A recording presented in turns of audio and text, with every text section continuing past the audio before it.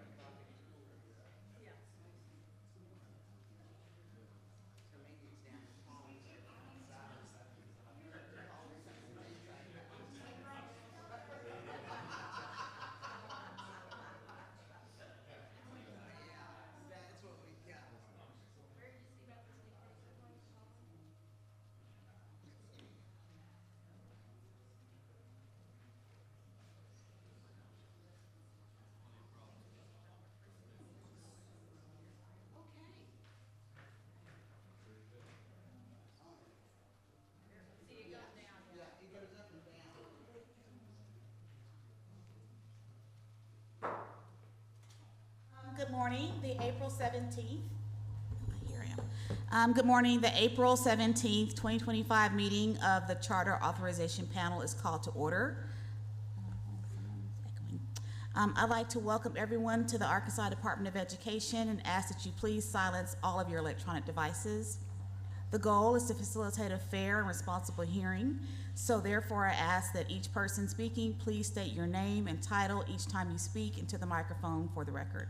I ask that you continue to speak clearly into the microphone throughout your presentation for the benefit of the panel, the audience, and the viewing audience. This meeting is being live streamed and recorded, and a transcript of the meeting will be posted on the DESE website. So again, good morning. Good morning to all my panel members. We do have some joining us online as well. So good morning, Dr. Duncan. I see you're there. And so first we have a consent agenda before you today. So I'm going to give you all an opportunity to review that, see if you have any questions or any corrections to that before we move forward. Yes, Dr. Rock McMurray, I just noticed one little issue with the minutes from our special CAP meeting in the section on April 14th. The section on adjournment, it mentions that you requested a motion to adjourn with a second by me. It left out the fact of who made the motion. I believe that was Ms. Newton. Does anyone else recall? It was. Okay. Okay. So just in the adjournment, it needs to say that Ms. Newton made the request prior to me seconding that request. Okay. So it looks like I have nods that they've made that note, so they'll make that correction. Thank you. Okay, thank you for that. Are there any more corrections or comments needed on the consent agenda? Looking at the board. Okay. So before I entertain a motion, I would like to have Mr. Daniel Schultz come up and give us a legal overview of the procedures for today. And then we have some other things we need to get to after that.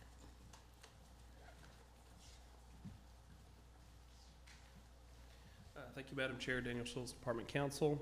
So the traditional overview is that items to be considered on the action agenda are to be given 20 minutes for the presenter to make their presentation to you. 20 minutes also to be allotted to collectively any opposition to that action, and with a 5-minute rebuttal from the moving party. And then, of course, this panel would have the opportunity to ask questions of all concerned, and would take action. So, Okay, all right. Thank you. I think we'll see you here in a little bit again. all right, look forward to it. Okay, thanks. So before we do any motions or vote on the consent agenda, we did receive a request from Hope Academy. They would like to come and have an opportunity to speak to the panel. So at this point, Ms. Rebecca Mitchell, if you please come off mute. I think she's joining remote. My name is Ashley. And stand and raise your right hand. And I'm trying to scroll through. Is she on with us yet? I see her as A. Enslow, I believe. Yes, ma'am. Can you hear me? Okay, yep, I see you. So before you get started, if you would please stand, raise your right hand. Okay. Do you swear that the testimony or statement you are about to give is the truth, the whole truth, and nothing but the truth? Yes, ma'am. Okay, great. So it looks like that you have worked out with the charter office that you'd like to have an opportunity for about 3 minutes to visit with us, and so you may proceed. Yes, ma'am.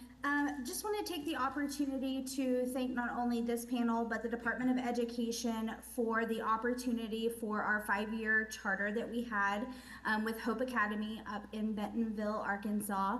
We have learned a lot during this 5-year charter that we've had, and we were able to serve a lot of youth and families throughout that. We are asking that the charter be closed, not because we are done helping children. We want to take that model and we would like to move it to more of a shared services model. So we have been operating these past 5 years where the children come onto our campus, and we are looking to serve more children with the skills and the experience that we've had through this 5-year charter. So what that looks like moving forward is we will be going into public school, pre-K through 12 grade schools throughout the state of Arkansas, and providing some pillars for those school districts. We're looking at providing some behavioral intervention based off what we learned through working with our trauma youth here at Hope Academy, and really helping support those behavioral interventions that the public schools are needing when we're dealing with kids who are experienced or have experienced trauma. We also we know and see the wraparound services that are important to families. And so we're going to be providing family support in these schools just like we have through Hope Academy. And we've learned that that's really pivotal. The only way that that child is able to make gains is by having those full wraparound services and being consistent both at school and at home. So we're excited about that opportunity. The last part of that is we also want to share our knowledge that we've learned through this charter and the experience that we've gained with other professionals in the field. So we will be taking what we've learned and training local school districts and these professionals of how to best deal with youth or kids that have experienced trauma, how to deal with these big behaviors, and more so also just be the support to prevent burnout. We know that this profession is getting tougher by the day, and so we want to be able to wrap around the teachers and the paraprofessionals that are doing those services every day in and day out in our public schools, to be able to provide them with training and support to prevent that burnout and whatnot. So that's just a little bit about what we wanted to share today. Again, we thank you for the opportunity these last 5 years. I think the knowledge that we've gained is it's priceless, and we are going to take that knowledge and move on and serve more children across the state. So thank you guys. Okay. And thank you for that update, and we wish you all the best in your next steps. And again, we appreciate all the work that you've done thus far. Thank you. So with that, I will now accept a motion on the consent agenda. Move approval. Okay. A second. Okay, so I have a motion by Mr. Baldwin and a second by Dr. Moore. All those in favor say aye. Aye. Aye. Okay, any opposed? Any abstentions? No? Okay, great, motion passes. Okay, so Mr. Schultz, so if you would please come back up and give us an overview of the procedures for the action items that we're getting ready to cover. But I think you've already done that, maybe, I'm not sure. I'm following my script as written, so. I need to get on that script. Yes, ma'am. What I had understood my role earlier was the action agenda instructions, other than the swearing part, which I failed to mention, but you covered anyway. Okay, perfect. Okay. So with that, now Mr. Wood is going to come forward and give us some details about what we're getting ready to hear from some of our charters. Dustin Wood, State Director of School Choice, Arkansas Department of Education. Good morning. Feels like it's been so long since I've seen you all. Yes, Madam Chair. First off today on the action agenda, Founders Classical Academy is seeking to have a name change to their charter. They are asking to be renamed to College Preparatory Academies of Arkansas. Okay. So before Founders Academy begins, Could you please, anyone who is going to be speaking on behalf of that, if you would please stand, raise your right hand. Okay. All those giving testimony today on behalf of Responsive Ed, if you could, do you swear that the testimony or your statement you're about to give is the truth, the whole truth, and nothing but the truth? Okay, great. Okay. So who's coming forward? Good morning. I'm Susan Provenza, Superintendent for Responsive Ed Arkansas, and for the past 12 or so years, I have also overseen our Founders Classical Academies. I am here today to request just a simple name change to that charter, Founders Classical Academies of Arkansas. It's very particular to our classical models, and our rationale for changing the name to College Preparatory Academies of Arkansas is in order to be a little bit more in alignment with our parent organization and how we name things in other states, but then also to give us the opportunity in the future to potentially have some high quality charter models that are not just classical models within that charter. That's it. It's not 20 minutes. Okay. I wasn't thinking it was going to be. If it was, I was like, she's You're like, really ooh, going she to get got a lot to say. No, thank you. At this time, do we have any questions from the panel in regards to the amendment request? Okay. I don't see any online. This is Crystal Bashirs Duncan. Okay, there she is. Okay. Yeah, I just have one question regarding the name change, community involvement in that. In any name changes in the past that you've had that you might consider, and how that may be incorporated with your community and staff. Sure. So looking forward, I mean, really, it's that opportunity for us to be able to think about things other than just the classical model. We have families and stakeholders who have expressed to us that they would like to see some additional things that maybe aren't quite as classical, particularly in the high school area, involving some more CTE, involving a lot more concurrent credit and things like that. And we just want to be able to keep that opportunity open. And thank you so much. So really, stakeholder thinking is a part of your decision. Any other recent name changes and how you all have navigated that you might offer? We had some name changes several years ago, and that was because when we initially opened our school in Bentonville, we were Northwest Arkansas Classical Academy, and we had separate schools that all had separate charters, and then when we lumped them into one charter, we changed it to Founders Classical Academies. And then now, because we want to expand just beyond classical at some point, that's why we're doing that. So yeah, we have had some changes in the past, but that's the rationale for it. Thank you. And it sounds like that is being communicated with your stakeholders. Yes. Thank you for providing that. Yeah, absolutely. Mr. Schultz, are there any legal concerns with the request we need to be aware of?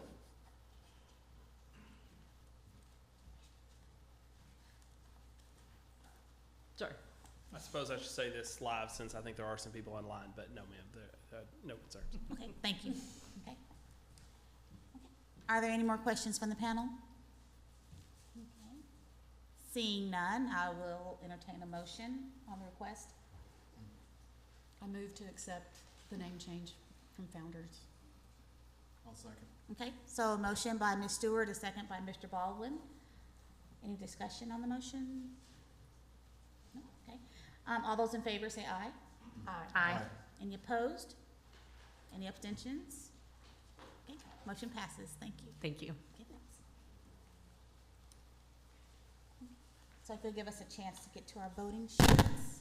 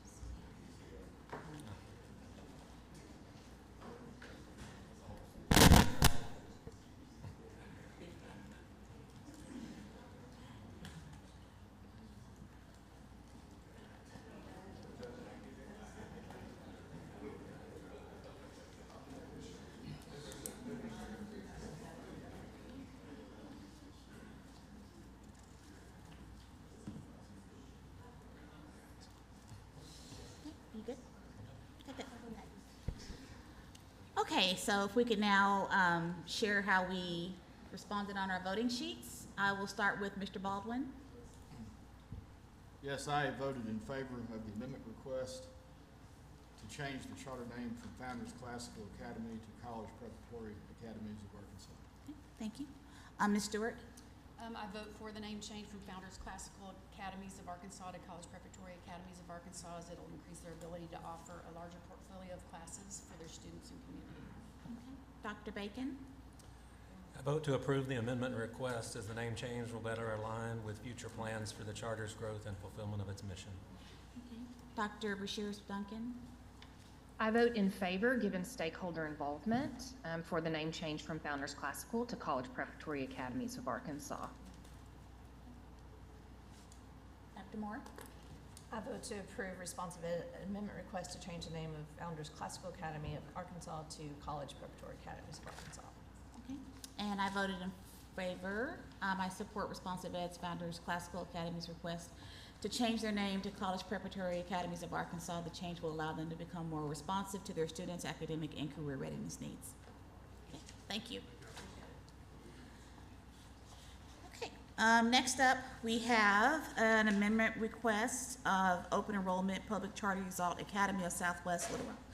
Little Rock to relocate the existing grades 6 through 8 campus to a new campus and add a new campus building. So, Dr. Smith, will you please come forward and please share details about this request?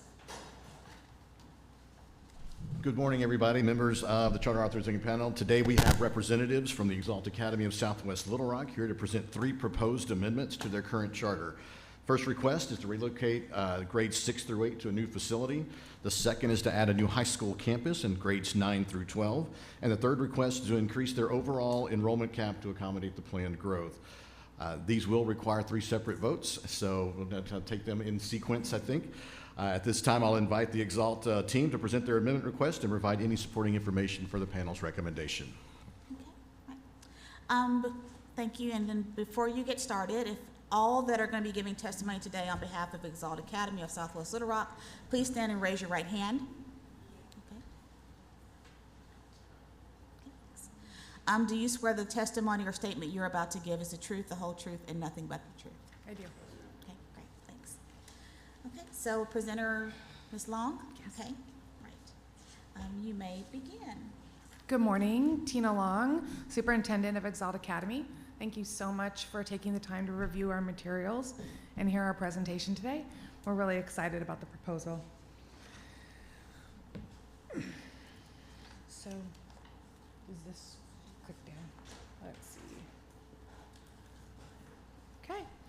So, part 1 of the proposal is just a little bit about Exalt. We know we've been around for a little while, so we're not going to take a lot of time to talk about our academic models and what we do, but we are going to spend a little time just talking about our success over the recent years.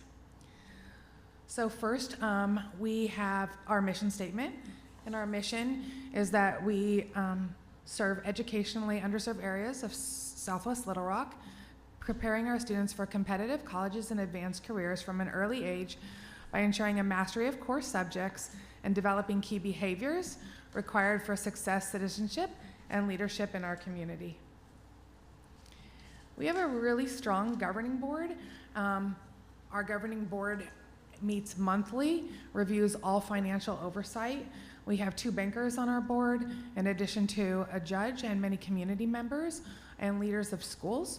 So our board is very active and involved in the governance and oversight of the school. Currently, we have 775 students in grades K through 8, and our demographics are a little different than the Little Rock School District and the state of Arkansas, but very specific to Southwest. So 70% of our children are English language learners.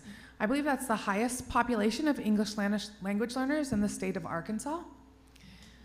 We are also at 96% free and reduced lunch. So as far as our academic growth since the inception, actually, of ESSA, Exalt Academy has always beat the state's growth expectations. And this year was our highest score ever for growth. So we are at 84.81 with our growth our growth score.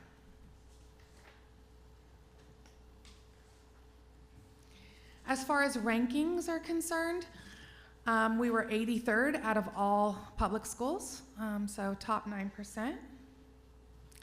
94th percentile for overall growth in middle school.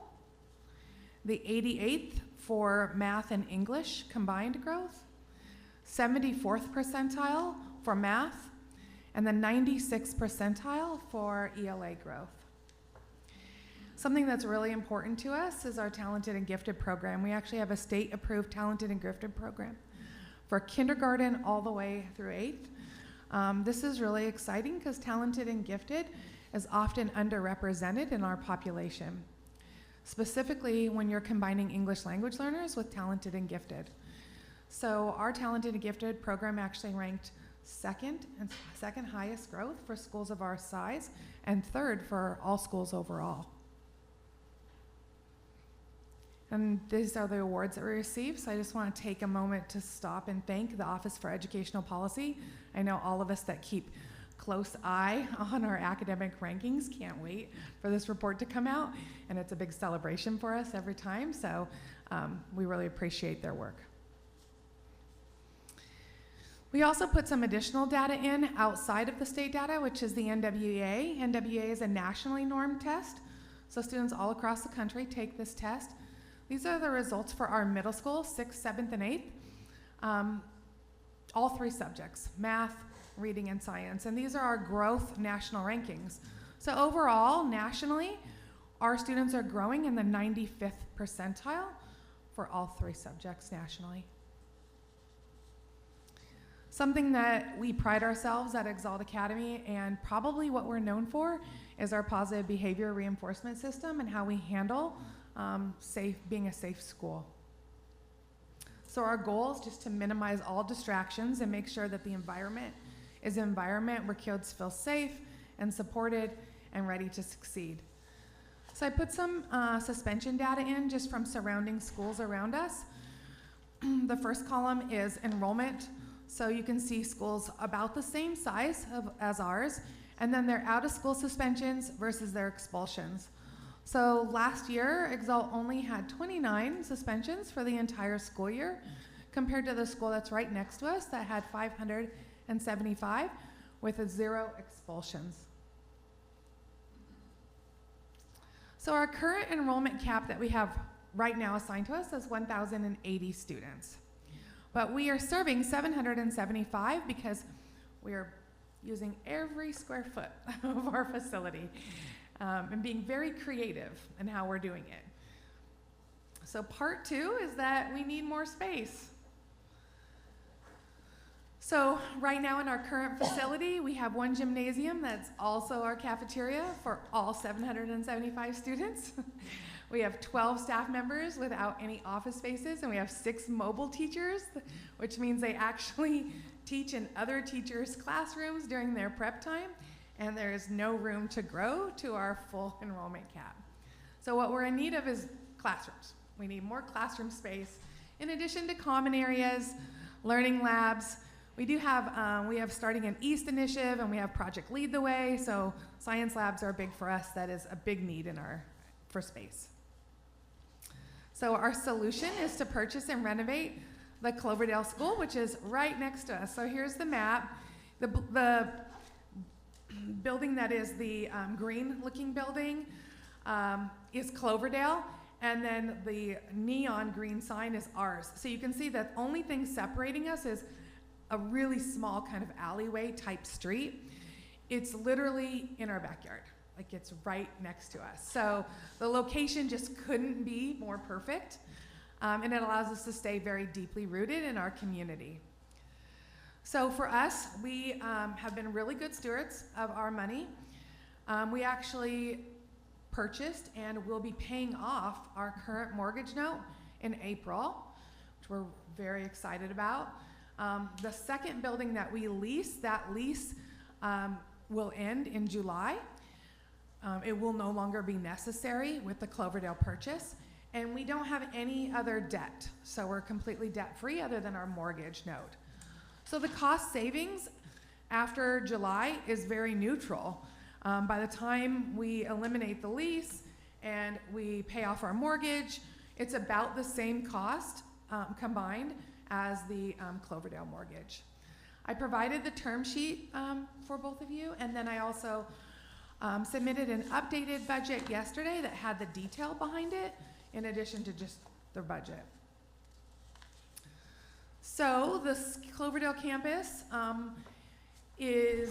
was designed for a school. It was made for a school. So for us in Charter World, you know, we're always like makeshifting schools into creative spaces. So that's really exciting.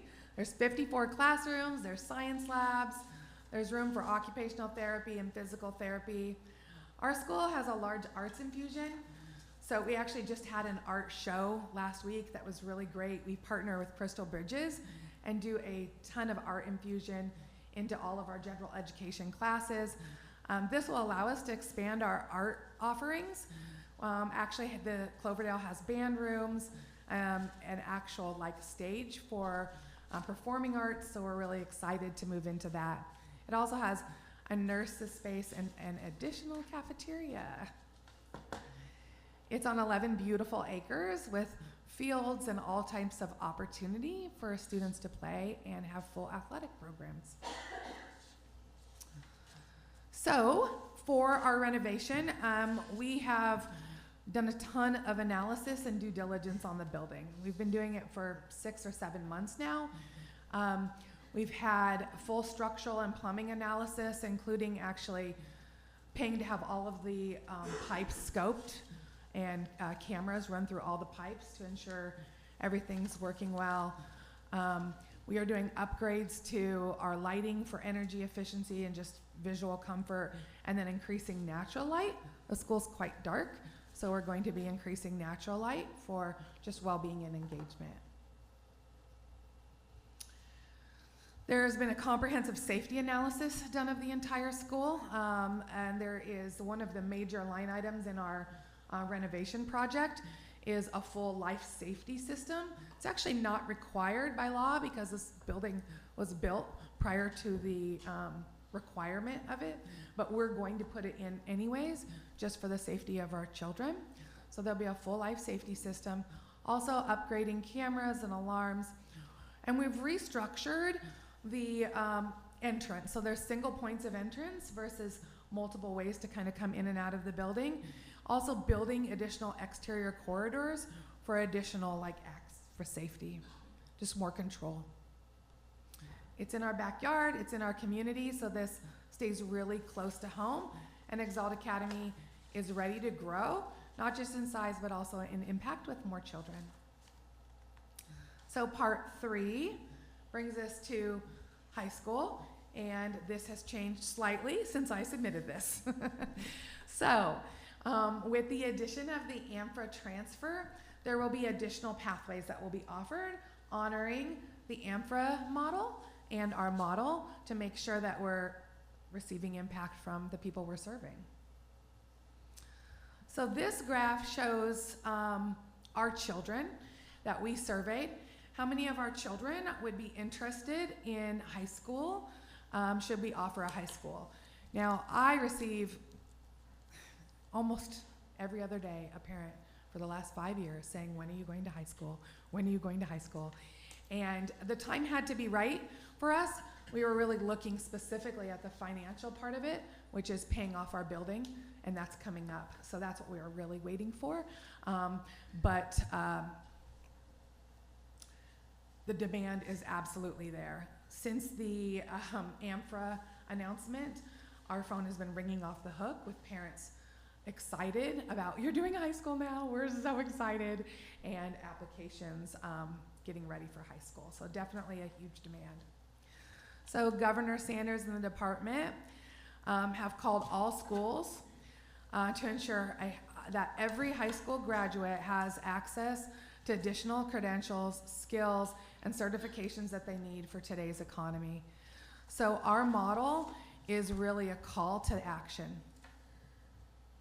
So what we will be offering, what we're committed to offering, is the 3 tiers. We will have the high school diploma, traditional diploma, the diploma with merit, and the diploma with distinction. But regardless of what tier that the children take, we will make sure that every graduate has a successful path moving forward, that they have the 75 documented community service hours, that they're CPR certified, and that they have a passing score on the civics exam. So our goals for high school. I know the goals seem a little lofty, but let me tell you why they're set that way. So 50 to 60% of our students will graduate with a diploma with merit. And the number one reason for that is the seal of biliteracy. So our children speak Spanish.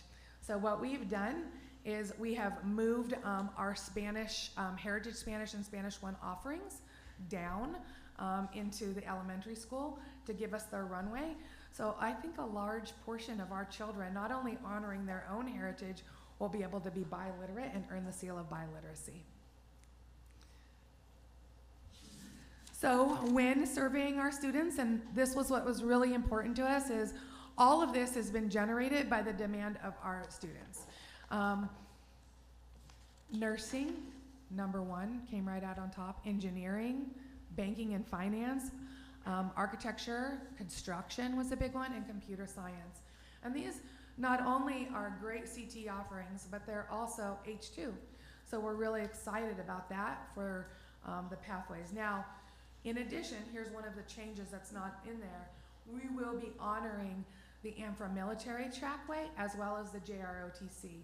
I know those are not H2, but they're the demand of the community and the population, and we want to make sure that those two pathways are also offered. So because of the addition to those pathways, we've been working with Jim Johnston pretty readily this last week. He's been a wealth of knowledge and wonderful to work with. Kind of slow rolling which of these will go out, kind of one at a time, or first year there's a lot of multiple classes that they can take in different tracks, but we're trying to not roll everything out at once, but it will be narrow based on the students who are enrolling in the demand of the pathways. So a huge part of high school success, and every elementary school and kindergarten teacher will tell you this, is elementary school. So it starts when they're babies. So this is just beautiful for us to be able to offer a kindergarten through 12th grade full learning continuum, and that will allow us to have the early momentum that we need from our middle school grades. So our current middle school right now offers 5 high school credits. So we are offering English, Algebra 1, Pre-AP, World History and Geography, AP Biology and Physical Science, and then Pre-AP Art. As I mentioned, we are starting next year, are now offering Spanish 1 and Heritage Spanish as well. So Exalt students will actually be able to go into high school a full year ahead of their traditional peers. So this is really important for 2 reasons, is that they'll get an opportunity to graduate early or dual enroll sooner. It also gives our students the flexibility in their senior year to take more advanced credentials, certifications, and the apprenticeships.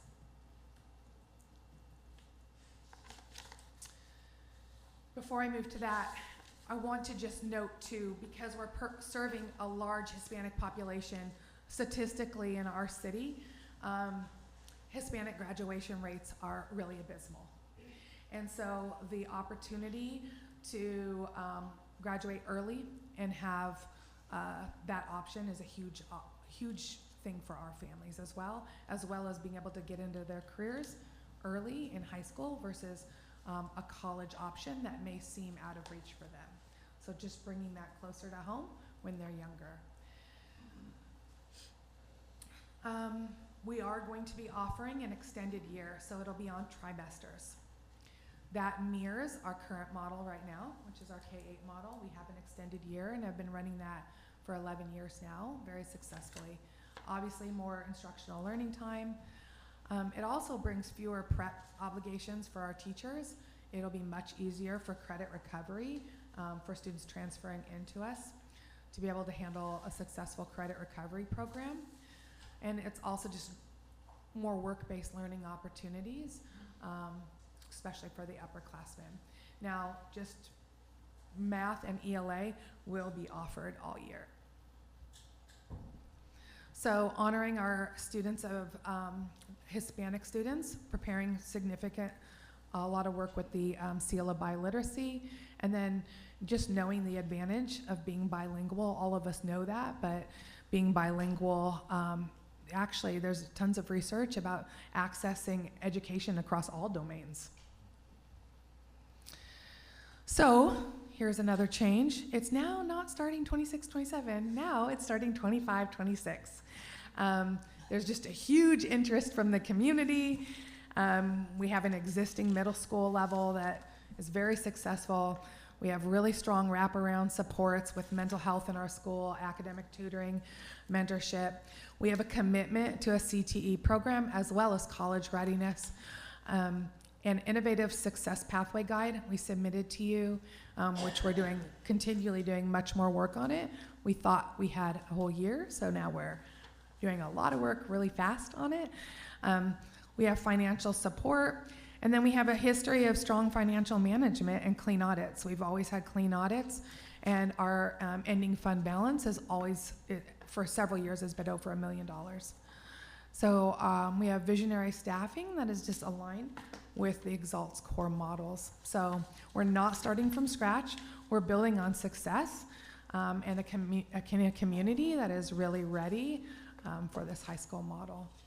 So our requests before you are to purchase the LRSD campus building, to add high school, and to increase our enrollment cap by 800 students, making the total enrollment cap of 1,880.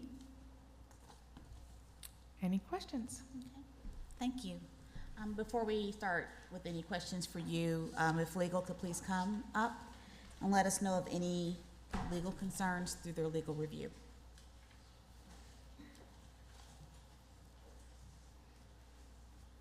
Thank you, Madam Chair. Daniel Schultz, Department Counsel.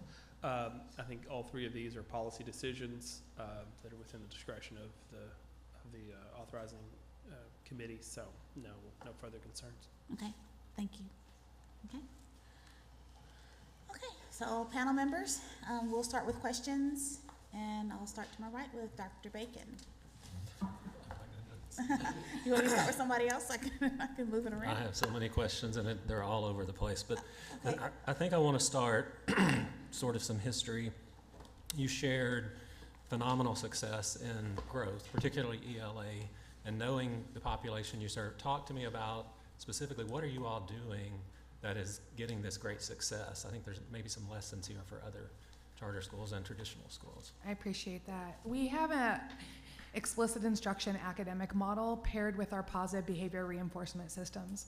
The combination of those two together is just the key to success. Every single accomplishment is rewarded and recognized and celebrated. All redirections are private and not in the limelight. So we create an environment where success just breeds success, and it's celebrated and happy. Even this week with talking about the opportunity of high school, I was joking because 8th grade students, normally they're like, we can't wait to get out of here, peace, see you later. All of them were like, you're stuck with us for 4 more years. We're like, okay. So it's just a very close environment that way. In addition, it's extremely data driven.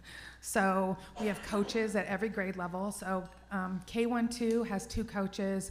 The 3-5 band has 2 coaches. Our middle school has 2 coaches. There's lead teachers at every single grade level. A really strong PLC community. We know with Hattie's research that teacher collective efficacy is like the #1 driver of student achievement. So that's what we really push. We create a schedule, and we have the room to do it because of our longer day, our longer school year, or there's opportunity for all that collaboration built into the school day. And then just meeting kids right where they're at. So no matter if they're behind or they're ahead, and I actually think that's why the success of our talented and gifted is that they're not only getting it through their enrichment opportunities, but they're getting it in their core instruction too. And I think you hit on what was going to be my second question, was really about the phenomenal differences in discipline versus some of the other surrounding, particularly middle schools. I mean, you hit on that, but maybe a little more about how you all manage that. I mean, what are you doing for discipline exactly that creates such a different environment? Mr. Wilson, come on. Mr. Wilson runs school culture for our school, and it's just, he's the school culture on 10 guy all the time. Good morning, Jesse Wilson, Middle School Principal, Exalt Academy. It's a pleasure to be standing in front of you guys. Honestly, active monitoring. We're visual. We are all throughout the campus during transitions. We just want to make sure that there's that academic or administrative presence throughout our store. We talk about how the importance of academics. We all know that. But honestly, my number one rule is student safety, really pairing our relationships with our families and our communities and making sure that any problem we take a proactive approach as opposed to a reactive approach. Okay, thank you. Thank you. My next question, I'm trying to wrap my brain around what Exalt will look like come August in light of the Monday vote to assign AMFRA. Facility-wise, what exact facilities will you be in for the 25-26 school year? We anticipate staying at the AMFRA campus for the high school, and then the Cloverdale project is going to take some time. So we needed this vote right to finalize closing. We're anticipating closing in May per the agreement that I submitted to you guys. So that's going to take a while to do that project. So we'll stay in our current main campus with the elementary. Eventually, we will be moving a large portion of the elementary over to the Cloverdale campus. We actually have room till about 1,400 students in our current campus, our 3 buildings without the AMPRA facility, but we're working with KLS to make sure that there's consistency and continuity for that charter, so we're remaining there for the time being. So everything in high school will be where AMFRA is now? Right now, yes, to start. Okay, so you'll be, I'm still confused, you'll be in your current facility for what grades? K through 8 for Okay. this year, Okay. while renovations are Okay. happening at Cloverdale. Because you weren't planning on doing that until 26, 27, Right. yeah. Okay. And so then, once those renovations are complete, your elementary grades will be Over into at Cloverdale. We'll have room in our current facility, and we'll have room at AMFRA. And so your middle school will stay where you are today? Probably initially, yes, it Okay. probably initially will until it starts growing out. This is a problem I can't wrap my head around, is having extra space Right. in a building that will be paid off. Like, that's not charter world for me, so really excited about that. And so you said that on the building you're in, you have a mortgage that you all have almost paid off. Yes. AMFRA, you're absorbing some sort of agreement. I mean, they don't own that building. You don't, I mean, what does that look like as far as financing of that? So facility? actually, all contractual agreements we have a no hold harm with it. So we get to start fresh with KLS, and they're working with us on this. So we don't have an agreement in place with them yet, and we'll work through that at the time. But right now, the most important thing was serving the students and the families. So, and I understand when we voted Monday, that was sort of for the rest of this year, everything sort of stays the way it was. You all are committed to that. Yes. So you don't know what you'll be paying for that facility yet? I don't know whether we'll be paying for that facility yet, but I have a commitment with KLS that it will be very low cost or minimal for the first year because of we have a mortgage we're paying off, and they're very aware of that. That was part of us stepping in and supporting them. They didn't want us to have a double mortgage, so we don't. And I noticed in here you're working with Equitable Facilities Fund. Tell I me about am. that relationship, and is that specific to the Cloverdale. Cloverdale building? Specific to Cloverdale, and Okay. nothing to do with AMFRA because we didn't know about that. So we were working with them. So they're funding the purchase as well as the entire renovation project. Okay. And what kind of covenants did you agree to with them? I know they require specific covenants about enrollment, financing, other things. I mean, just performance. I'm just curious. So we haven't received covenants as far as performance or enrollment per se. We've done because we're not at that stage yet. What we've done right now is all of the due diligence on our historical data, our financial management, all of that. We've submitted enrollment projections, which are 1080, because that's what our cap is 1080. That was all prior to this. All of our projections within the 1080 budget and that facility alone are completely within their 5-year pro forma. So they are comfortable with all of that. Okay. And they're aware of this change and Oh, yeah. taking on the new and I'm talking to Yeah, EFF every day. Yeah, I bet you are. I bet you are. Yeah. So thinking forward, I told you I'm all over the place with my questions. So thinking about, my questions have changed from where they would have been before Monday. So you sort of have a built-in high school population. Yeah. The 9th, 10th, 11th graders that are at AMFRA, you're recruiting to stay, assuming, many of them will stay. You're adding 12th grade, I guess. That was what AMFRA's plan was. Are you adding 12th this year? Yes, sir. And one interesting thing is AMFRA's only 2 miles from us. So about 35 to 40% of their current population were our students. Sure. And so in terms of this sort of enrollment capability to fill seats, that's always my concern is where are you going to find the kids, first of all? And so you have a built-in high school population. You showed us it looked like almost 90%, and I'm assuming that would incorporate your 8th graders, current 8th graders would plan to stay. Other recruitment, I mean, what is your plan to fill the rest of those seats to go from 1,080, I guess it was, to like 1,800 over?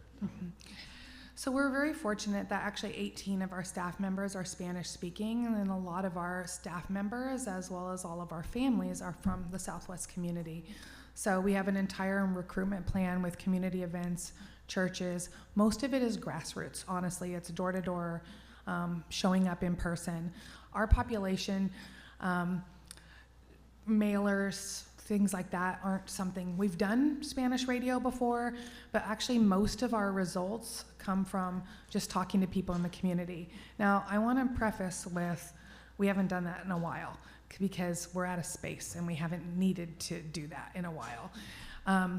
Our leased building, we were busting at the seams, so we didn't do any enrollment or recruiting. And then we did our leased building, and then we filled that up with no recruiting, just word of mouth. And then now we're full again. So it's not something we've really had to do, and nor have we wanted to do, because we wouldn't have a place to put them. Since this Monday, we've taken our lead office manager, who has a lot of relationships. We've put a new person in the office, and she's in charge of enrollment now.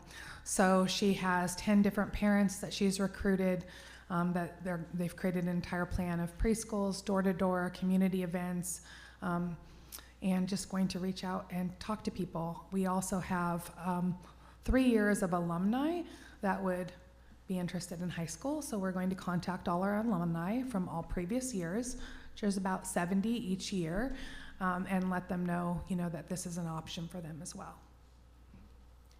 So I'm probably gonna let somebody else hop in. Okay. Okay. So I have like 10 more questions. That's okay. So I'm gonna just make a note, and I'm gonna let somebody else hop in, and then we'll come back around. Okay. So Ms. Stewart. Yes. Okay. First off, thank you so much for the thorough presentation. Hats off on what you all have accomplished so far. Thank you. Great results in Southwest. I just had a couple of questions. Dr. Bacon asked several of them, so thank you for that. So obviously you have had excellent results. And then I was particularly interested in the disciplinary piece of it, and appreciated the fact that you included the expulsions and suspensions, because we know that is a driving factor, towards failure or success for folks as they're moving out of K-12 education. So knowing that, when you're adding high school, what is the plan there with a unique population? So, thank you for asking. So we work with Safe and Civil Schools. So Safe and Civil Schools is a positive behavior reinforcement system. A lot of it is actually what Principal Wilson said, which was proactive versus reactive. Just set up every scenario, what could possibly happen, and make sure it doesn't happen before it happens. And so school structures, how you hand in papers, every detail, traffic patterns within a classroom, traffic patterns within the school, who's monitoring. So Safe and Civil Schools actually started with a high school model called CHAMPS, and then they built the model down. We're using the elementary school model, so as soon as every few years, you bring in a different outside vendor and you contract with them to do professional development. So they haven't been to our school recently, but we actually had them scheduled for this summer. So Monday we called and we're like, so we need a high school trainer now. So we're gonna be working with Safe and Civil Schools. They've already secured a high school trainer for us to come in, and we'll reinstate, it's going to be a different model than's currently employed right now. So it'll be a learning curve for all the teachers. And I say the teachers because that's where it falls on, right? Is administration and teachers, not the students. So if we set the structure, then the students will fall into it. So we'll be using Safe and Civil Schools. Okay, well, and that is a good point. So you'll be starting that right now as, folding AMFRA in. Yes, that yes. what The you're professional development is set up for July 23rd and 24th in the summer, Okay. and we'll roll it out. Right now, we're keeping all kind of procedures intact at AMFRA and just working with their team to execute the rest of the year. Okay, yeah, and we've touched on communication previously with current staff and families in that, with AMFRA. But thinking about that from the teacher perspective, what is that going to look like come next school year for your high school? So there'll be more students, so there'll be a recruitment, right? So we'll be recruiting some teachers in addition to the AMFRA teachers. However, many of our middle school teachers are high school certified. Okay. So I'm really excited about that to kind of help bridge the culture over, to get a couple key pillars inside the high school to kind of say, this is how we do it. Like, this is what it looks like with our school. So that will be a main thing that happens. We did sit down on Monday and meet with the AMFRA teachers and talk to them about the transition, any questions, let them know that there wouldn't be any lapse in their insurance and their pay, and that we would be there to help support them.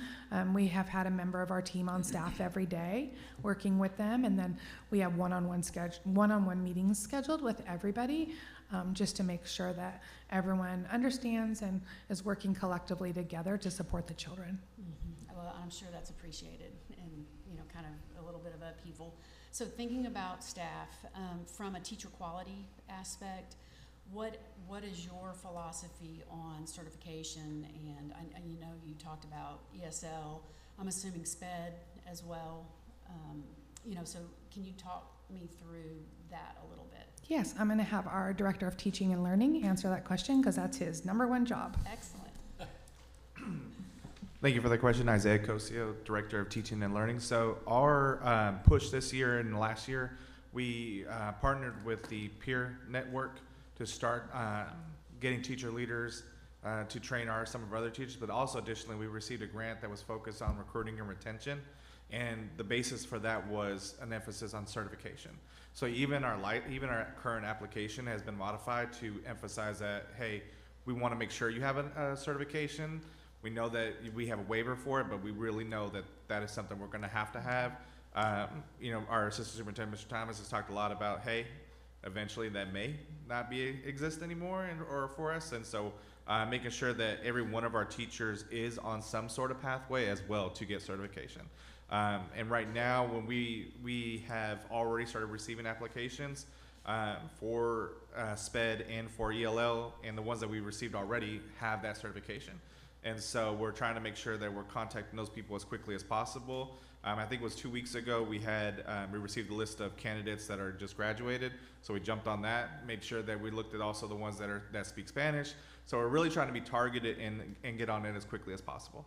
Excellent, thank you, that's very helpful. One last question, super quick.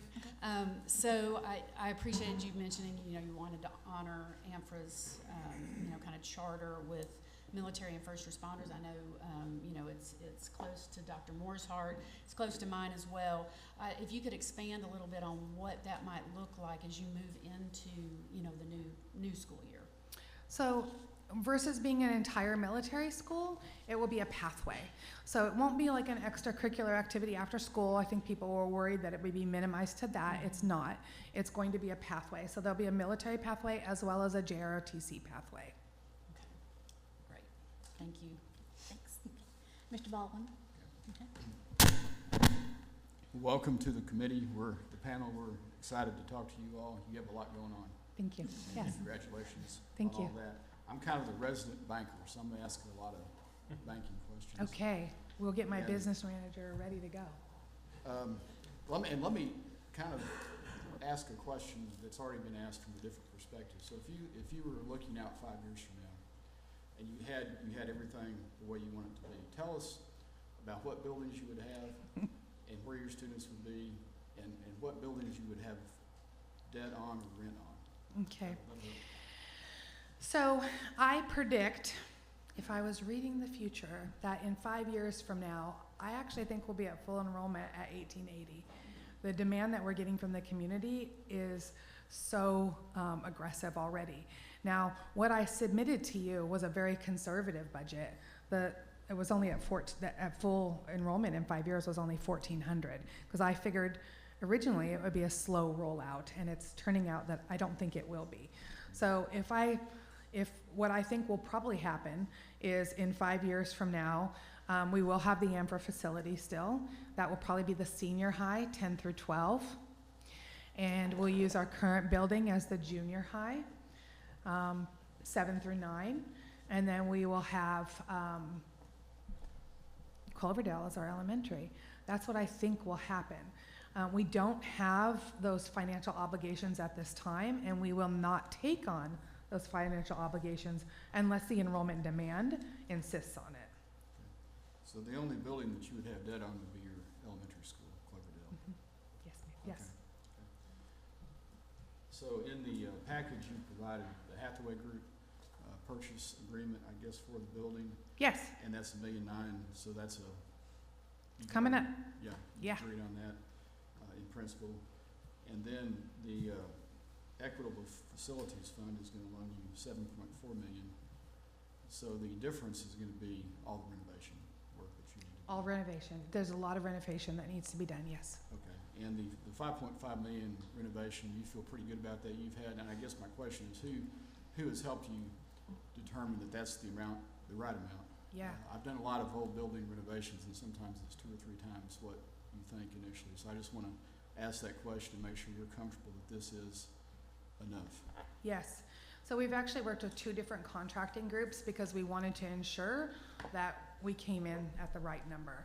And both contracting groups, with the scope of work, did extensive due diligence. So we've actually had double the due diligence done with multiple vendors. And it's interesting because both contracting groups, some of them contacted the same vendors, and they're like, we just did this. But anyways, so we've had 2 bids. We're very comfortable with it.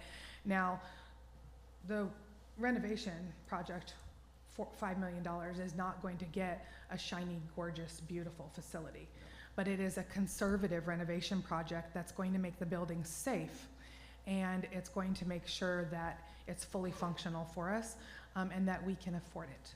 Now, I could go in and spend, $20,000 on a renovation project, but we're choosing to minimize the scope to safety and then lighting, basically. Okay. In looking at the Equitable Facilities Fund term sheet, and I guess you're gonna move to definitive agreement, financing agreement here probably after we talk today. This is part of it, yes, definitely. The interest rate they're giving you is really a good rate. Yeah.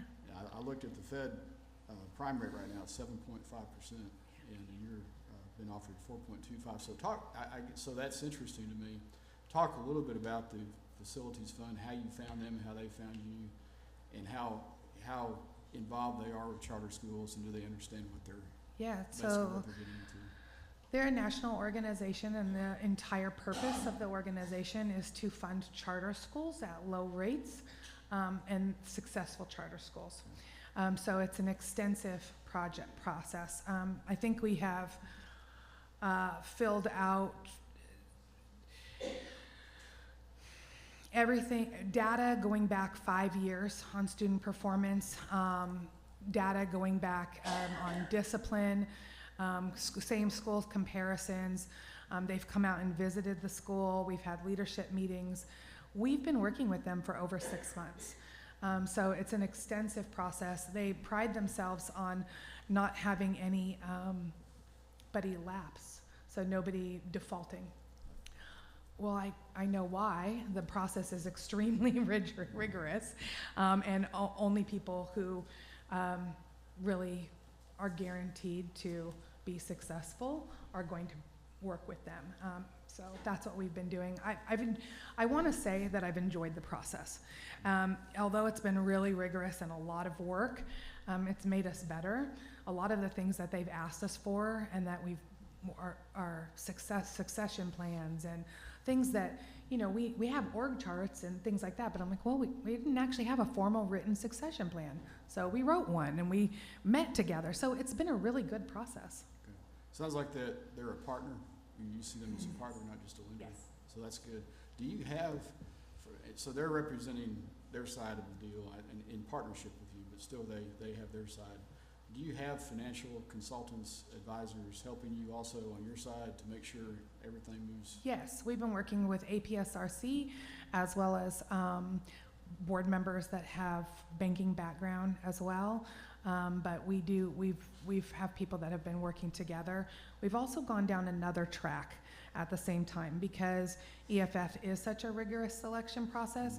I thought, well, I didn't want to get all the way down this track, and then they say no, they don't select us. So the people who currently hold our bonds on our building that we're purchasing right now is First Security Bank and Cruz & Associates. And so we've gone down the track with Cruz & Associates as well, and they've also issued us a term sheet, and so that we have options in case. Now, obviously that one's a little higher, and but it's still security in case something happens. Yes. And if that does happen, what we'll probably do is minimize the scope of work so that the payment is still reasonable. Okay. What banks are represented on your board? You said you had 2 bankers. We have First Security, and where's Kevin? What? First State Bank of Lone Oak. Okay, good. So 2 good banks. I see Mr. Smith back here, and I'm excited that you are using them also as your financial advisors. Yes. And I know that he has information about other grant support, philanthropic support, and I see he's coming up now. Would you mind if he talked to us about that? Because I think that is part of my question. You all are being asked to do a lot with AMFRA. I mean, that was a surprise to you probably. And so we're laying that on top of you in addition to everything that you want to do. And I just think you need people to help you that are philanthropic in nature. So is that happening? Madam Chair, members of the panel, Scott Smith with Marksville Public School Resource Center. I just received confirmation during the course of the hearing that Exalt has also been approved for an expansion grant from the Walton Family Foundation for $1.5 million. They also are looking at providing them gap support for the transition costs to some degree with regards to AMFRA on that transition there. And then they also have a grant into us on a CSP grant. That's the Federal Charter Support Grant. And that decision will be made tomorrow. I can't say for sure, but I feel confident because we have as many grants available as there are a number of applicants out there right now. And that grant is up to $1.25 million. So there's additional dollars of support that are coming to play to try and help support this expansion and the transition that's taking place as well. Okay, thank you. Dr. Moore? I've got one more.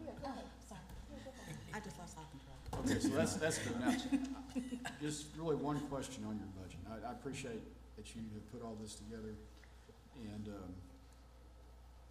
does this include AMFRA, or is this all the numbers before AMFRA? So All the AMFRA- numbers before AMFRA, So yes. you're gonna go back and do some more Mhm, budgeting? we're going to.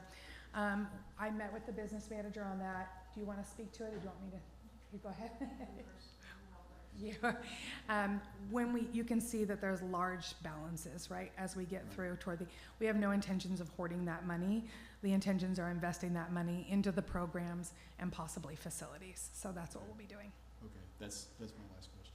Yeah. Thank you. Everybody can get back in, I promise. Okay, Dr. Moore. So, thank you so much for your presentation, and you're obviously very knowledgeable of every single facet of your campuses. So that's highly impressive. The growth scores were amazing. And I'm so, having gone around the state and talked so much about the new merit and distinction diplomas, it's great to see someone actually talking about them and understanding them and all that.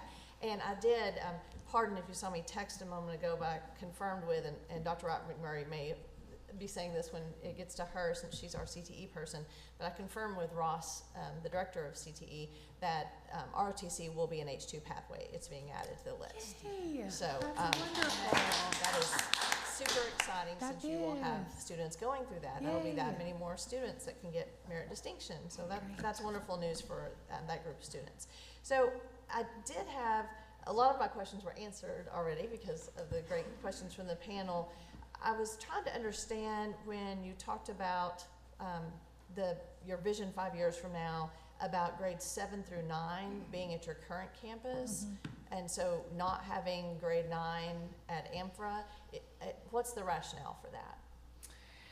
A lot of our 8th graders are also taking high school credits, and I think that teacher roles, basically utilizing the same teachers for 8th and 9th grade for that transition. So that's what we are looking at, is just trying to be as frugal as possible on course offerings. Okay, that makes perfect sense. And then you mentioned offering all these CTE pathways as well as having concurrent credit opportunities. How do you intend on finding teachers that are qualified to teach those courses? You're up, friend. I'm Dennis Matlock. My voice is hoarse because of the pollen. I'm sorry about that. Dennis Matlock. I'm the GT and CTE coordinator at Exalt Academy. For the hiring of the positions that we're looking at, we are looking to build from our community. We have some RNs and some people who are already retired professional members.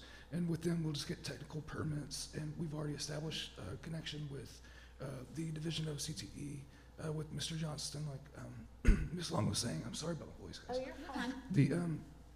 And we're looking very distinctly, thank you, at making sure that those credentials, those technical permits, are absolutely there and present.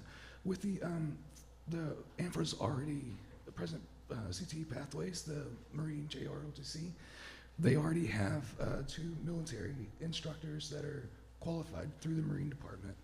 So that would be, that department is already ready and running. The others will be through technical permits. And then we also, for some of the more advanced credentials, we will have a pathway with a partnership with Pulaski Tech to make sure that they get those certifications for the credentials for those. Our big goal, by the way, is to make sure that all of this is taking place within our school, trying to utilize as little outside courses as possible. There will be gaps for students who transfer as juniors and seniors, and so if we have to meet those gaps with Virtual Arkansas, we will, but our first and primary focus is to hire and have employees work at the school. Okay. And you primarily mentioned CTE. Is that, when you say advanced credentials, are you also talking about concurrent for core academic Yes, ma'am. courses? For the Okay. concurrent. And Pulaski Tech will be your partner for that? Yes, ma'am. Okay. If I remember, AMFRA already has a concurrent agreement with them at the moment. Okay. I'm looking at my notes because I do think most of my questions have been answered. I did want to also just applaud your student and family surveys and your engagement in the community, asking what they wanted. I think that's very important. And like, wow, the universe lining up for Cloverdale to be right next to you. I mean, that's incredible. So no more questions. Thank you. Okay, thanks. Dr. Bashir Duncan. Yes, thank you. This is Dr. Bashir Duncan with the Office of Innovation. Dr. Moore and Exalt staff, thank you so much for this presentation and being prepared to answer so many questions, especially given all that's on your plate right now and the changes since last week. So my question, you've answered probably 75% of that in pieces as far as the specific actions that you all are taking. So my question really is more about the process. Would you or staff please speak high level about your long-range planning with your stakeholders, especially given that what you honor and the vision that has been successful continues. So high level, timeline, planning process, perhaps the next 5 years, and what that looks like with stakeholders. Thank you for that question. I think that's really important. So stakeholders go from our children, right? All the way from our parents, community members, and then partnerships. So currently in our K-8 environment, we have partnerships with a multitude of organizations around us, specifically that serve the Hispanic community. So we have a partnership with Mama Sanitas. We have a partnership with the Excel Center. Actually, many of our parents are actually taking classes at the Excel Center, earning their high school diploma. And we're really excited about that, as well as language classes that are coming. We have partnerships with banks that are coming in and doing financial literacy workshops with our parents and organizations as well as Hispanic pastors in the community coming in and helping with their wraparound services and resources into our school. So that's something that's really important to us. Expanding upon those partnerships going into the high school, into the CT world is going to be new for us, but we already are so rooted in the community that I don't think it's going to be something like, who are you guys? You know, I think that will be really welcomed. I know that our CTE director, that's a new role for him now, right? So he was GT and ELA, and we're transitioning his ELA coaching responsibilities to someone else so that he can be very dedicated to making sure that those partnerships are established. We also have a new director coming on board with us who has a lot of experience in CT and actually running CTE schools as well. So, Jared, would you like to come up?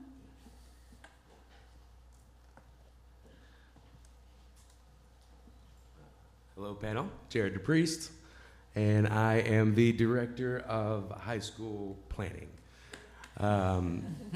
And I worked at EastM for a while as a principal, an assistant dean of staff services, a director, and then I had the opportunity to work in North Little Rock on MacArthur, opened a vocational school for construction trades.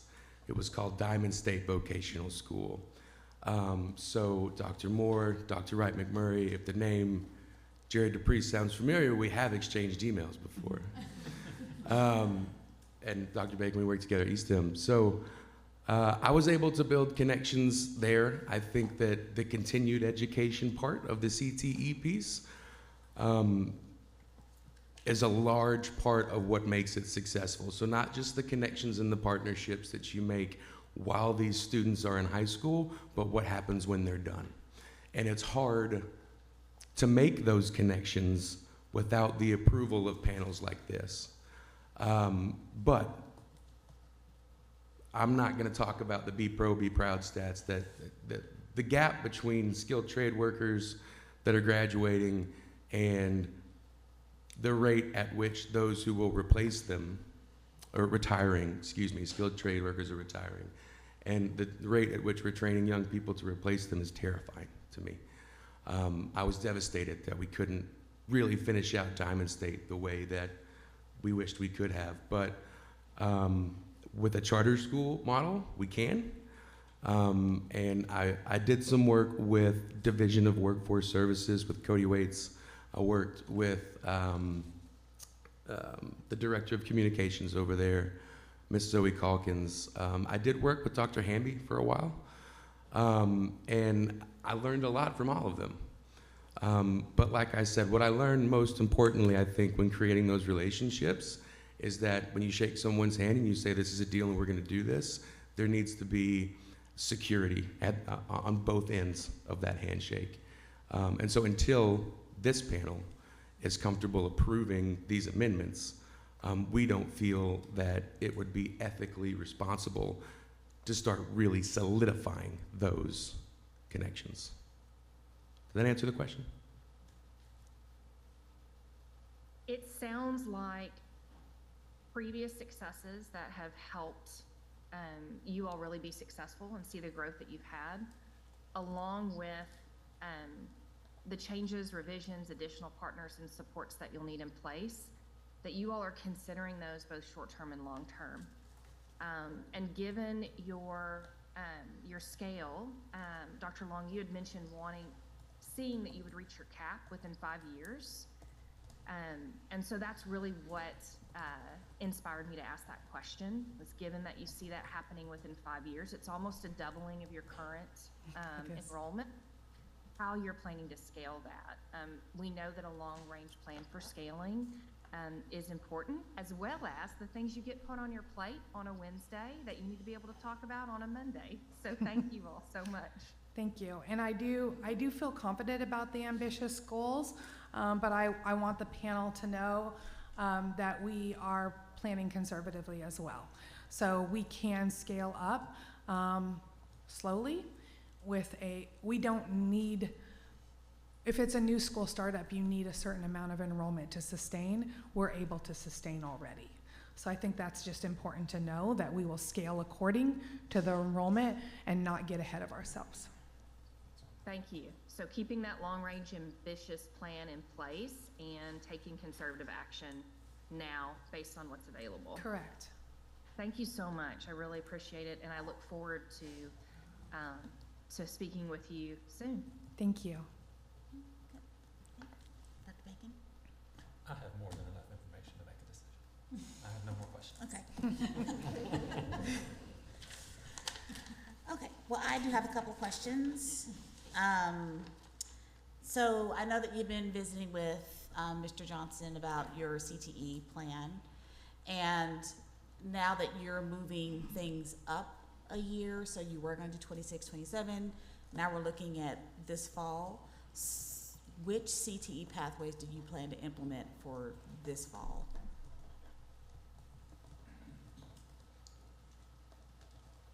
Okay, for this fall, we plan on Dennis Matlock, sorry, GT and CTE coordinator. For this fall, we plan on implementing architectural CAD with engineering, and then banking and finance, and the nursing pathway. We feel like if you guys didn't approve, we would still be able to hold those on our current campus. If you do approve, that also means that there is space and resources that we can do that at AMPRA by including, and additionally including their Marine JRTC program and the first responder program. Okay. So it'll be, I'm sorry, go ahead. yes, ma'am, that would be a total of 5, 3 for us and the inclusion of 2 from AMPRA. Only year one. That's right, that's our year 1 plan. And then gradually, as our student population and need, as we can further refine that, we can establish more pathways if needed. Okay. So I know banking and finance is like an easier lift because Yes, ma'am. you can just have a computer lab for that one. Right. But did you say architecture and Yes, ma'am. construction, or No, ma'am. just Not architecture? construction yet. Okay. Within 3 or 4 years, there is a high demand for that one. That one's going to take a lot of resources to build the constructional lab and all the stuff that we want to do with the workshop. So that's going to take maybe 3 years down the road to get that planned and thought out and built. Okay. But we're looking at architecture and engineering, banking and finance, and then the nursing pathway. Okay. And so the nursing pathway, is that going to be offered directly from your campus, or do you plan to partner with like a secondary center or somewhere else to be able to do that? What is the plan for that? It is going to be a program that we offer at our campus, especially for the CNA portion of that pathway. I believe we can do that within our building. But some of the more additional ones like LPN pathway, that would be part where we would have to partner up with one of the hospitals. Okay. And so do you anticipate there will be partnerships that will support you being able to have the appropriate staff on campus for the nursing pathway? Because, you know, the CNA instructor qualifications can get a bit tricky. And so Right. that's why I was kind of wondering, I know you're visiting with Mr. Johnston, but I don't know if you guys have talked through that piece of it. Right, and one of the things we're looking at initially is to make sure that we get the DCTE to come down and look at our campuses, both of them, to make sure we have space and where we can, you know, physically hold these programs. In terms of hiring, like I was saying, we do have RNs on staff, so we could do some of the technical permits and some of the other complicated certifications with them. Okay. And so just for my clarification, Yes, ma'am. I know, so you've been working with Mr. Johnston, and so currently you're going to be responsible for CTE, but Yes, then ma'am. also we have an additional person. So once this is starting to get fleshed out, who's going to be the responsible person for CTE oversight for your campus? It'll be my responsibility ultimately. He's kind of my backup guy, and he has a lot of connections with construction especially. Okay. And then last question. So I guess I just need a little bit of clarification. I know we had our meeting on Monday where you guys took over, the term was the contract for AMFRA. But in listening to conversation today and kind of talking through some other pieces, on Monday, I think when I asked the clarifying question, the question that I asked, so is this permanent or we're just doing like a temporary to make sure that teachers and students can be taken care of? But it sounded like this is a permanent solution that has been resolved. And is that a part of this process, or was that all decided to be permanent when we did our vote on Monday? And you may not be the best person to respond to that. It may have to have legal or either the charter office to come and clarify that for me. Yes, I think that would definitely be them. As far as the students are concerned, I want to be an option for them long term. Okay.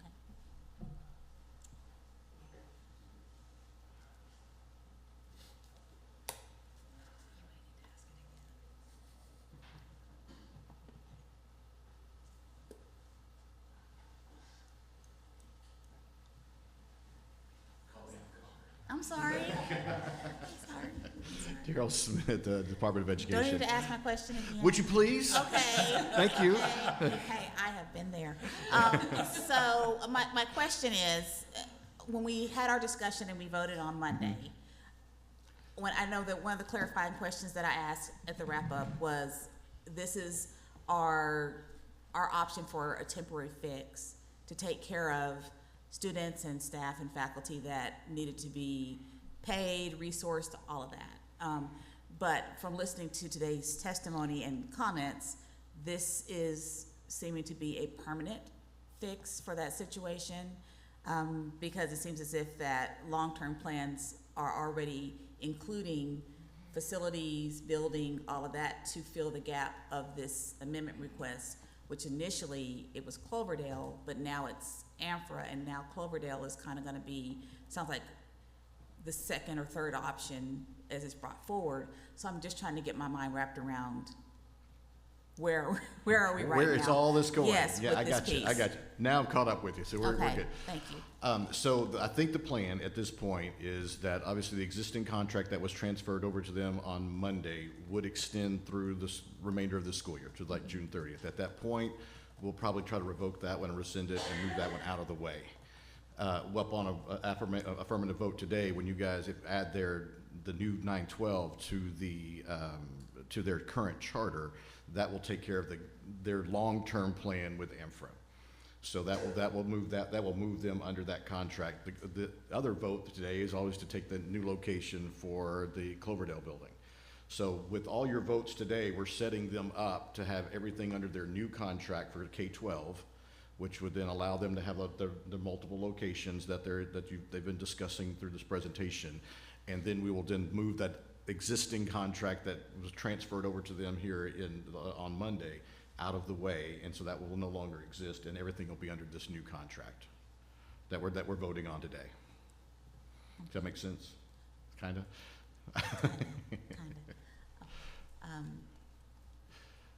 So basically, we're trying to work. There's a sequence of events that has to happen. So what we're trying to get through today is give them approval to change their current charter and put all the pieces in place to get the Cloverdale campus under their charter, even though that sounds like that's still a year away before they're actually going to move into it. But we want to get that ready to go, get the building set for them, put it under their charter so they can begin to do the things they need to do to prepare for a year from now to move the students around as they were talking about.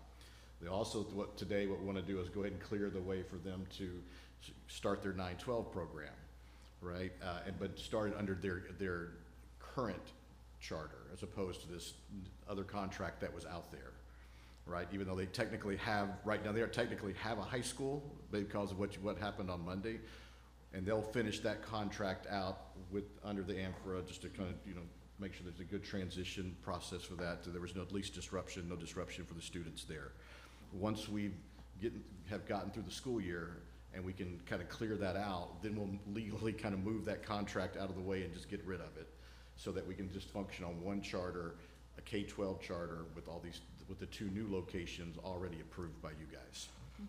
So they will not need to come back in front of us to We may piece. need to just rescind the current contract, the current AMFRA part of that contract, because they'll need to because that one still actually goes through, it doesn't expire for another 3 years. So we'll have to go ahead and they'll have to voluntarily rescind that contract to move it out. This one will already be in place, and as we're getting all the pieces in place, that we can easily be transferred over to the AMFRA, to the Exalt piece, the charter that they currently have. So it's just that we're voting on everything now to get everything ready, to get everything set up under their new charter, under their current charter. We'll let this one live for another 3 months, and then we'll move it out of the way, and then that one won't have zero impact on them from that forward, because everything will be under their new charter, their current charter at that point.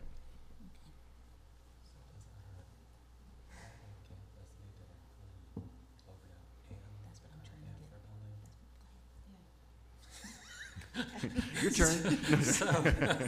So if the amendment request about adding a new campus, would that need to include Cloverdale's current location, but also the current AMFRA location as a location under their charter? Yes, so I think there's 3, we'll have 3 votes, right? The first vote will be to their new location for Cloverdale. That's 6-8. I think that's changed a little bit, but there's that 6, that we'll add that new location for the Cloverdale.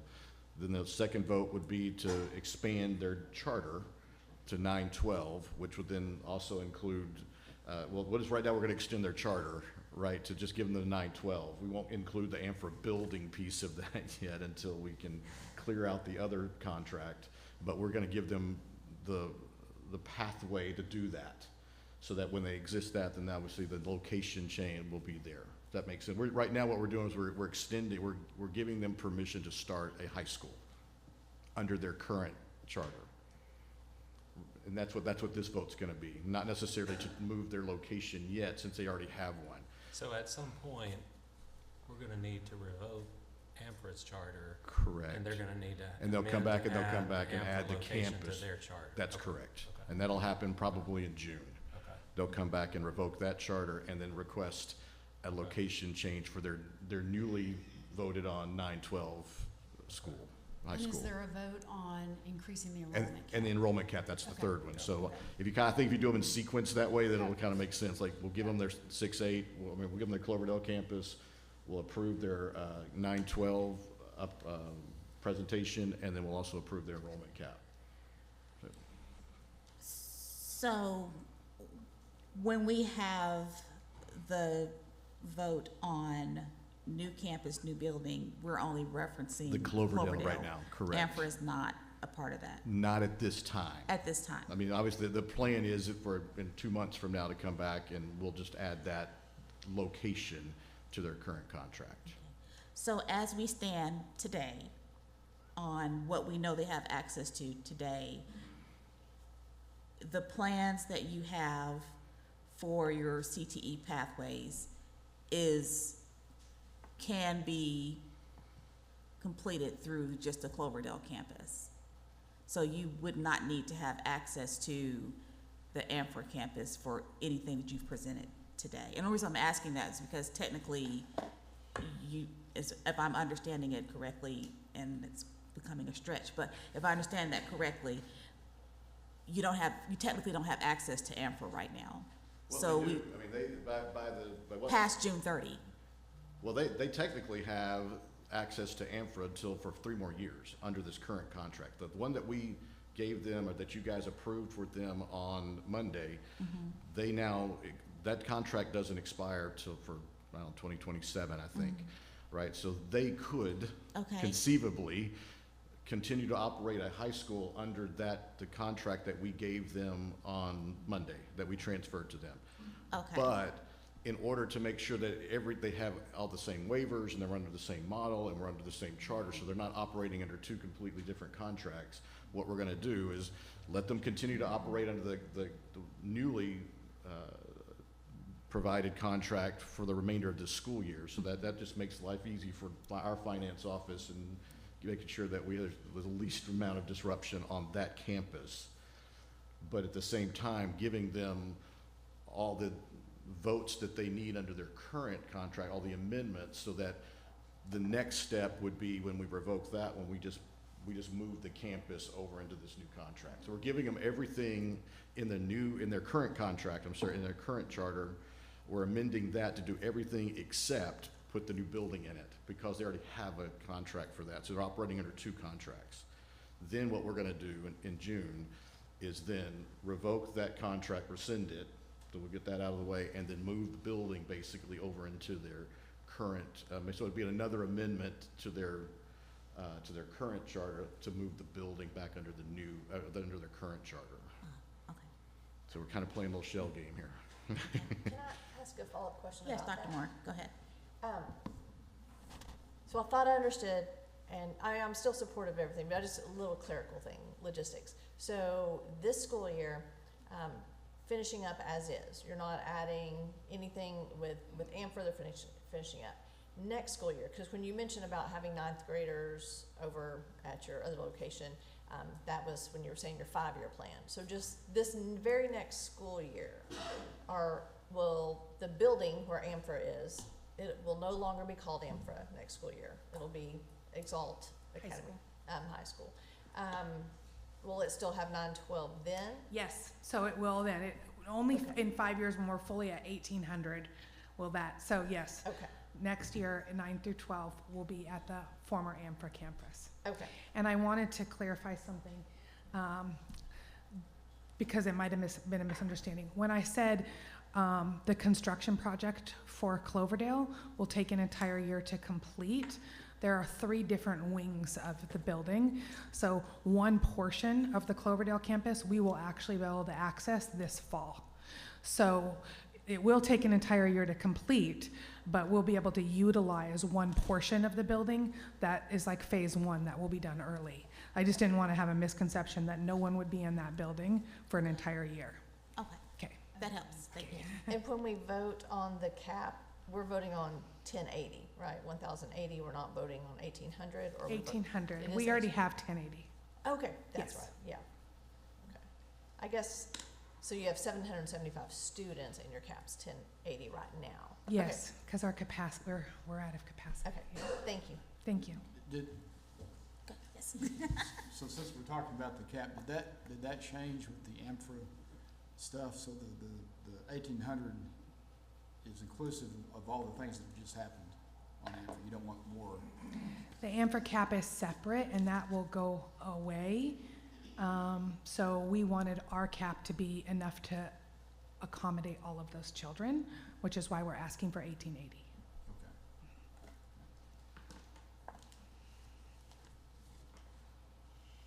Okay.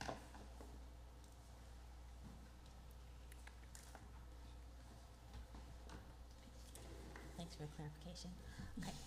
Are there any other questions from any members of the panel?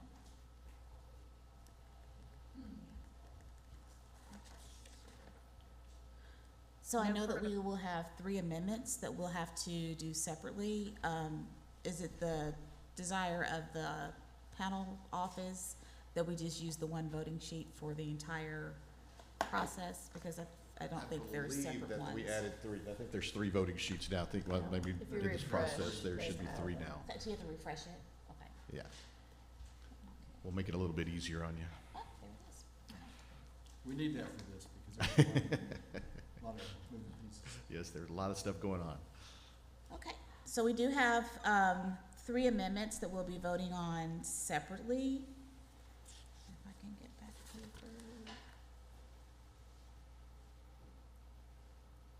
Okay, yes. So if there's no further questions, then there are 3. The first one that I'm seeking a motion on is the amendment request number 1, which is to relocate the existing grade levels 6 through 8 to a new campus and to add a new building. Well, I guess we'll wait a second. Do we have? Can you check the settings, please? Oh wait, it looks like I just refreshed. Okay. Never mind, thank you. Is there something, well, I guess before we take the motion, is there anything else we need to be aware of? No, ma'am. I think we're fine. Okay, all right, good. Okay, so I will accept a motion. Again, the amendment request to relocate the existing grade levels 6 through 8 to a new campus and to add a new campus or building. I move that we approve the amendment request to move to a new campus location for 6 through 8 in the new building. Second. Okay.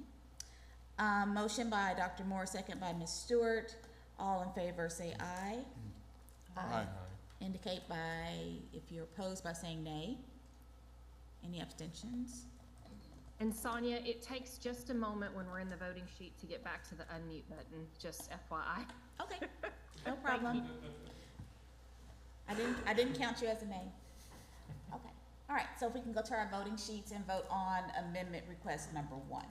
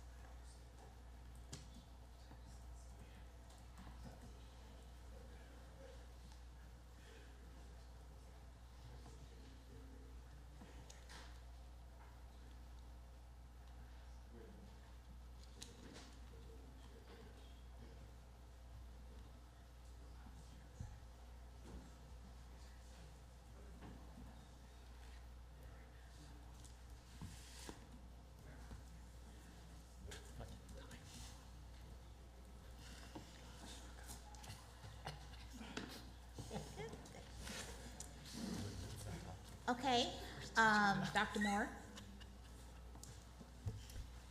I approve the amendment request for a new campus location. The additional facilities in such close proximity is ideal to meet the capacity needs of current and anticipated future students and families. Okay, Ms. Stewart? I approve the request for approval for a location change in addition to the Cloverdale campus to allow for Exalt Academy's continued growth and ability to serve the community. Okay. Dr. Bacon? I vote to approve the new campus due to its proximity to the current school location, past use as a public school facility, and the associated creative financial planning process in place. Dr. Bashir Duncan? Given Exalt's success and planning process, work with community and stakeholders, I am in support of request of the relocation plan and new campus. And Mr. Baldwin? Yes, I support the addition of a new campus located at 6300 Dixon Road. In Little Rock, the former Cloverdale School, the additional campus facilitates the needed expansion of educational services, including future high school grade levels. The demand and student need of these services is strong and has good community support. Okay. And I voted for. I support the motion to allow Exalt Academy to relocate the existing grade levels 6 through 8 to a new campus and add new campus building. Okay, thank you. All right, so second amendment that we need to vote on today is in regards to enrollment caps. So I will now accept a motion on the request of Exalt Academy of Southwest Little Rock to increase the enrollment cap by 800 from its existing 1,080 to 1,880. I move to increase the enrollment cap of Exalt Academy to 1880. Second. I second. So I have a motion by Ms. Stewart, a second by Dr. Bacon. All those in favor, please say aye. Aye. Aye. Okay. Opposed?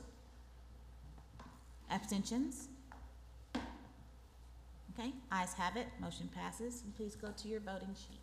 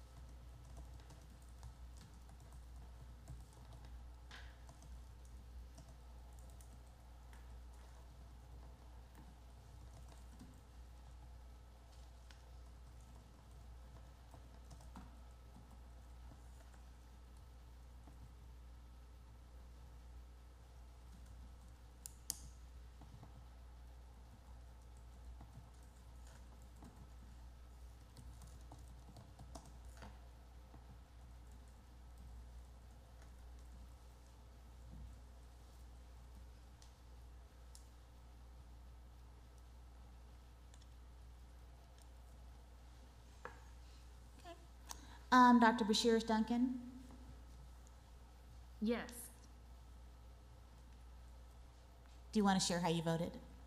Yes, thank you. Uh-huh. I vote in favor of the request to increase the enrollment cap of 1,080 students to 1,880 students due to Exalt's 5-year plan and the information for renovations and scale offered in their presentation and response to questions. Thank you. Mr. Baldwin?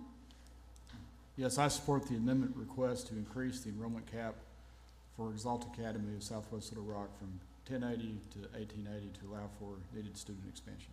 Okay. Ms. Stewart? I vote to approve the request to increase Exalt Academy enrollment cap from 1080 to 1880 as they continue to grow and serve the community of Southwest Little Rock. Okay. Dr. Moore? I vote to approve Exalt Academy's request to increase their enrollment cap to 1880 to meet the expressed interests and demands of the community. Okay. And Dr. Bacon? I vote to approve an increase in the enrollment cap to 1,880 students, as I believe this will allow the ability to serve students in high school grades per the proposed plan. Okay. And then the last amendment request that we have for Exalt Academy today is in reference to changing their grade levels. So I will now accept a motion on the request of Exalt Academy of Southwest Little Rock to change the grade levels served from K-8 to K-12, beginning in 2025-2026 school year. I move to approve the request to expand the charter to serve grades K through 12 in the 25-26 school year, beginning in the 25-26 school year. Second. Second. Okay. A motion by Dr. Moore, a second by Mr. Baldwin. All those in favor say aye. Aye. Aye. Okay. Opposed? Abstentions? Okay. Please go to your voting sheets.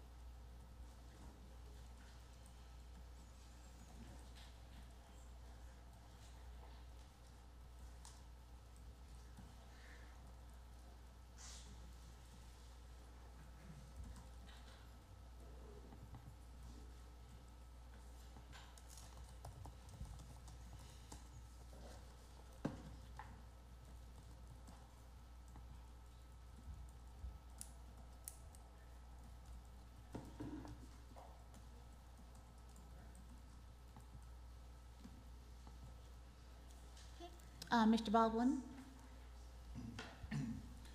Yes, I support the amendment request to add grades 9 through 12 to Exalt Academies of Southwest Little Rock, creating a K through 12 scope of educational services for students. Okay. Ms. Stewart? I vote to approve Exalt Academy request to expand their charter to serve students in grades 9 through 12 due to current outstanding performance and growth scores and the needs of the community with these particular grade levels. Okay. Dr. Moore? I vote to approve Exalt Academy's request to expand their charter to serve students in grades K through 12 beginning in the 25-26 school year. The charter's proven performance, including student academic growth and exceptional school climate, along with their thorough future planning, demonstrates a readiness to serve high school students. Okay. Dr. Bacon? I vote to approve the expansion to serve grades K-12 due to a past record of incredible success in student academic growth, solid leadership from Tina Long and her experienced team, and the opportunity to provide continuing educational services to the community in Southwest Little Rock. Okay. Dr. Bashir Duncan? I am in favor of the request to expand Exalt's charter to serve students in grades 9 through 12 based on their track record and continued stakeholder engagement in the planning process. Okay. And I voted for. I support the motion to change the grade levels served from K-8 to K-12 beginning in academic year 2025. Okay. Madam Chair, thank you, and panel at large, we take you very seriously. We thank you. You're welcome, and thank you guys so much for your presentation. It was a great presentation. It was great to hear from everyone, and from the CTE side of it, we look forward to working with you guys to getting that up and going. And it's going to be a great addition to your charter. Okay, thank you. Madam Chair, before you adjourn, may I ask one that Mr. Schultz would like to introduce you to some of his new legal counsel who will be joining us in future CAP meetings. Okay. We haven't run you away, Mr. Schultz. I have enjoyed getting familiar with this process. Enough is enough.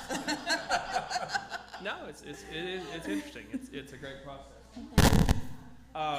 However, we do have to do some delegation, unfortunately.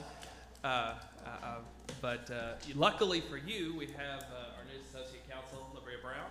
Hello, hello. Hello, it's nice to meet you.